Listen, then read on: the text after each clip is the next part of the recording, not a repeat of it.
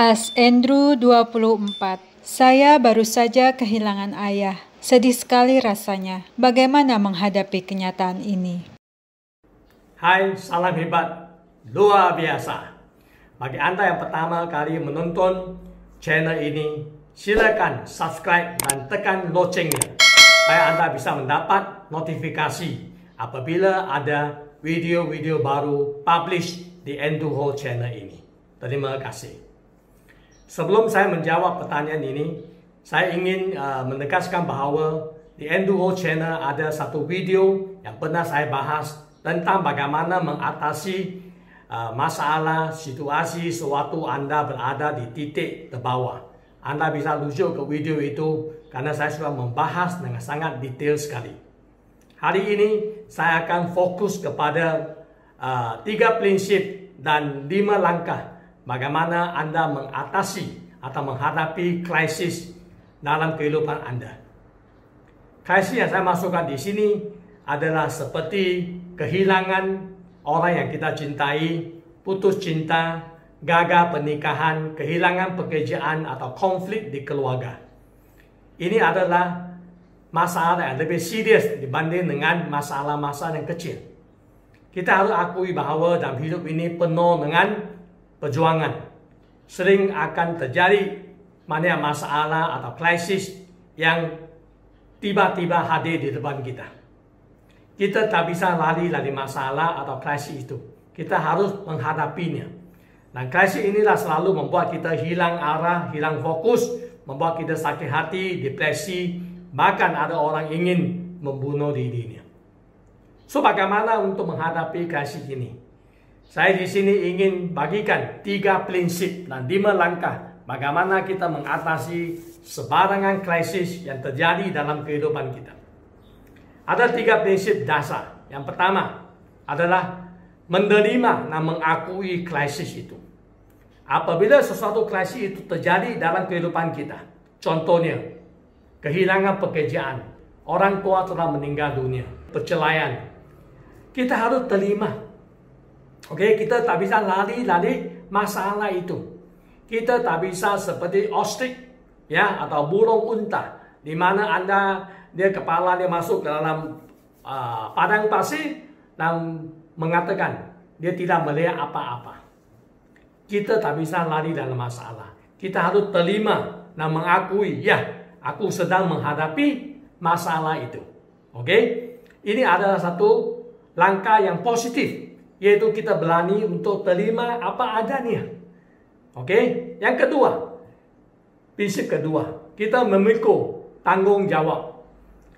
Kita tahu bahawa ini terjadi dalam kehidupan kita. Tidak ada orang lain kecuali diri kita yang bertanggung jawab dan harus kita atasi masalah itu.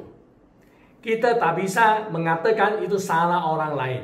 Kita tak bisa tunjukkan kesalahan kepada orang lain, mencari kambing-kambing hitam untuk menjadi alasan atas masalah itu.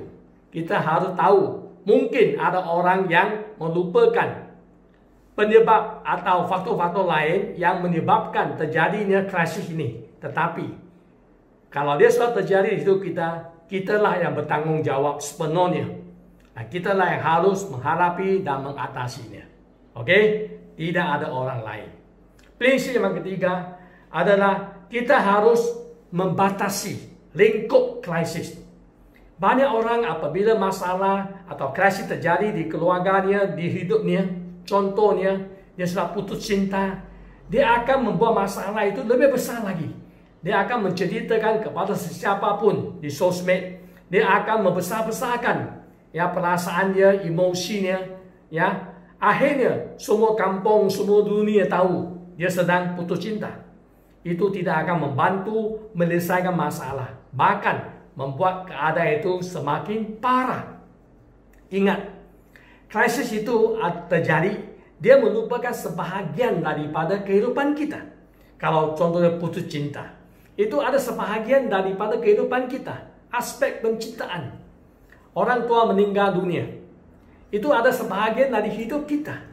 Karena kita masih ada pasangan hidup, ada anak, ada teman, ada guru, ada bisnis, ada pekerjaan. Dia merupakan sebahagian dari kehidupan kita. Kita harus mempagarinya, membatasinya supaya kita bisa selesai masalah itu dengan cepat dan tidak membuat dia membesar atau membakar seperti api-api, akhirnya menjadi kebakaran hutan yang tidak bisa diselamatkan. Oke, maka berhentilah untuk menggeluh, berhentilah untuk mencari kambing hitam, hadapi dengan jujur dan mengambil tindakan yang positif. Baru bisa selesaikan krisis yang kita hadapi. So ini ada 3 prinsip utama sewaktu kita menghadapi krisis dalam kehidupan kita. Apa itu 5 langkah? Saya pendekkannya, singkatkannya sebagai IDEAL. I-D-E-A-L. IDEAL. Ya, cara solusi IDEAL. I adalah identifikasi, yaitu mengenal, pastikan masalah, krisis dan penyebabnya. D adalah describe, menghuraikan masalahnya dengan jelas dan solusi-solusi yang bisa kita bahaskan atau ambil. A adalah evaluate, penilaian. A adalah act, itu bertindak.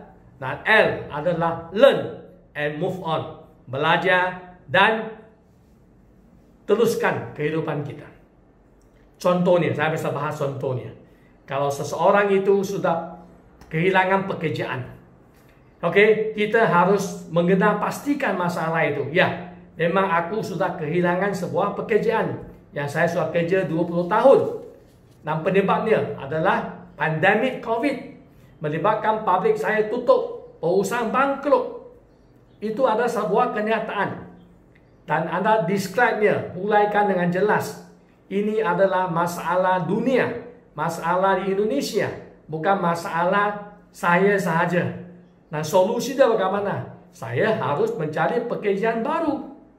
Saya harus berbisnis, ya, mencari pekerjaan baru atau melakukan bisnis online atau sebagainya. Tolong tuliskan solusi-solusi yang mungkin Anda bisa ambil untuk mengatasi krisis itu. Evaluate, menilaikan mana yang mungkin dan terbaik untuk Anda dilaksanakan sekarang. Contohnya, sekarang susah dapat pekerjaan. So sekarang saya belajar untuk menjadi seorang reseller. Saya belajar untuk berbisnis online sahaja. Pada waktu yang sama saya akan cari pekerjaan ya sesuai dengan saya. Barusan di Malaysia ada seorang pilot Malindo. Beliau menjadi pilot selama 20 tahun. Gara-gara masalah pandemik ini, beliau di PHK-kan dengan rekan-rekan yang lain. So apa yang beliau harus lakukan? Beliau terpaksa untuk membuka gerai makan di tepi jalan. Ya, berpakaian sebagai pilot. Ya, promosi sebagai seorang pilot yang menjadi koki dan menjual makanan di tepi jalan. Akhirnya menarik perhatian publik. Akhirnya banyak orang ya menceritakan dia di sosial media, menjadi viral di Malaysia. Akhirnya banyak orang ke sana beli makanan dia gara-gara kepingin membagi sokongan atau support kepada mantan pilot itu. Ya, ini sesuatu solusi yang terbaik yang beliau bisa lakukan dengan kemampuan yang bisa lakukan saat ini. Beliau mengatakan, ya kalau sudah membaik, saya akan kembali lagi untuk menjadi pilot. Karena itulah yang paling saya cintai melakukan. Tapi sementara dia terpaksalah untuk menjual makanan-makanan di kedai yang beliau bangunkan beberapa bulan yang lalu. Oke? Act, bertindak. Ya, berani bertindak.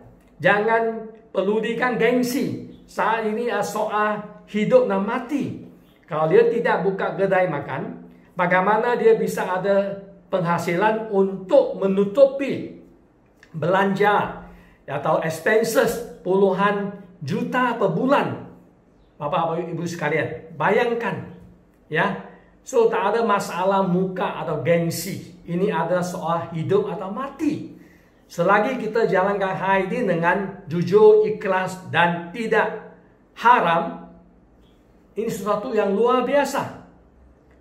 Akhir sekali Anda harus learn and move on. Anda harus belajar sesuatu dari krisis ini. Supaya Anda jatuh pun Anda tidak rugi. Minimal Anda mendapat sesuatu hikmah, sesuatu pembelajaran dari kejatuhan ini atau krisis ini.